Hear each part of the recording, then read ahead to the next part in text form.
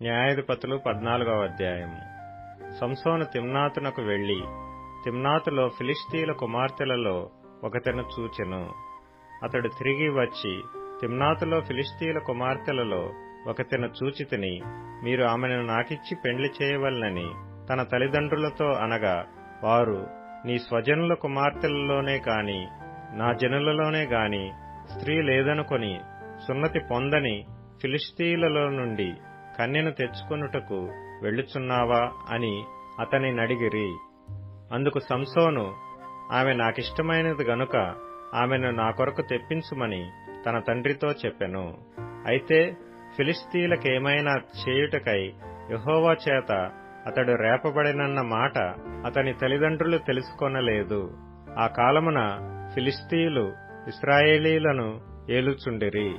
అప్పుడు సంసోను తన తల్లిదండ్రులతో కూడా తిమ్నాతునకు పోయి తిమ్నాతు ద్రాక్ష తోటల వరకు వచ్చినప్పుడు కొదమసింహము అతని ఎదుటికి బొబ్బరించుచూ వచ్చెను. యెహోవా ఆత్మ అతనిని ప్రేరేపింపగా అతని చేతిలో ఏమీయూ లేకపోయినను ఒకడు మేకపిల్లను చీల్చున్నట్లు అతడు దానిని చీల్చెను. అతడు తాను చేసినది తన తండ్రితోనైనను తల్లితోనైనను చెప్పలేదు. అతడు అక్కడికి వెళ్లి ఆ స్త్రీతో మాట్లాడినప్పుడు ఆమె యందు సంసోనుకు ఇష్టము కలిగెను. కొంతకాలమైన తరువాత అతడు ఆమెను తీసుకుని వచ్చుటకు తిరిగి వెళ్ళుచుండగా ఆ సింహపు కళేబరమును చూచుటకై ఆ వైపు తిరిగినప్పుడు సింహపు కళేబరములో తేనెటీగల గుంపును తేనెయు కనబడగా అతడు ఆ తేనె చేత నుంచుకొని తినుచూ వెళ్ళుచు తన తల్లిదండ్రుల యొద్దకు వచ్చి వారికి కొంత నీయగా వారునూ తినిరి. అయితే తాను సింహపు కళేబరములో నుండి ఆ తేనెను తీసిన సంగతి వారికి తెలియజేయలేదు. అంతటా అతని తండ్రి ఆ స్త్రీని చూడబోయినప్పుడు సంసోను విందు చేసెను.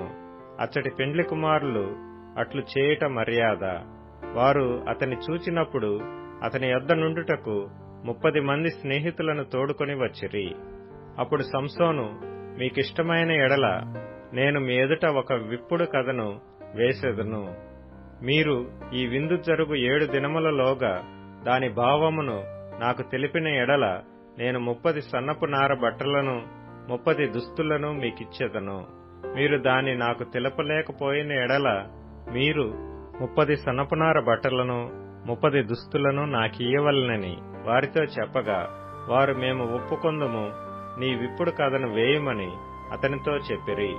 కాగా అతడు, బలమైన దానిలో నుండి తీపి వచ్చెను, తినుదానిలో నుండి తిండి వచ్చెను అనెను. 3 దినములలోగా వారు ఆ విప్పుడు కథ భావమును చెప్పలేకపోయిరి. 7వ దినమున సంసోను భార్యతో ఇట్లనిరి, నీ పెనిమిటి ఆ విప్పుడు కథ భావమును మాకు తెలుపునట్లు అతని లాలన చేయుము. లేని ఎడల మేము అగ్ని వేసి నిన్ను నీ ఇంటి వారిని కాల్చివేసెదము. మా ఆస్తిని స్వాధీనపరచుకొనుటకే మమ్మను పిలిచితిరా అనిరి. కాబట్టి సంసోను భార్య అతని పాదముల యొద్ద పడి ఏడ్చుచు, నీవు నన్ను ద్వేషించితివి గాని ప్రేమింపలేదు. నీవు నా జనులకు ఒక విప్పుడు కథను వేసితివి, దాని నాకు తెలపనైతివి అనగా అతడు, నేను నా తల్లిదండ్రులకైనను దాని తెలపలేదు, నీకు తెలుపుదునా అనినప్పుడు ఆమె వారి విందు దినములు 7 అతని యొద్ద ఏడ్చుచూ వచ్చెను.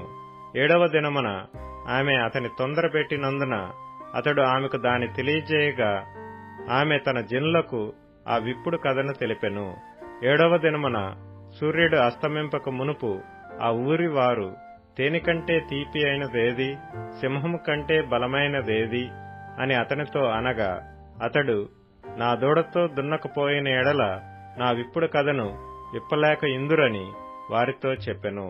యెహోవా ఆత్మ అతని మీదికి మరలా రాగా అతడు అష్కెలోనుకు పోయి వారిలో 30 మందిని చంపి వారి సొమ్మును దోచుకుని తన విప్పుడు కథ భావమును చెప్పిన వారికి బట్టలనిచ్చెను. అతడు కోపించి తన తండ్రి ఇంటికి వెళ్లగా అతని భార్య అతడు స్నేహితునిగా భావించుకొనిన అతని చెలికానికి ఇయ్యబడెను.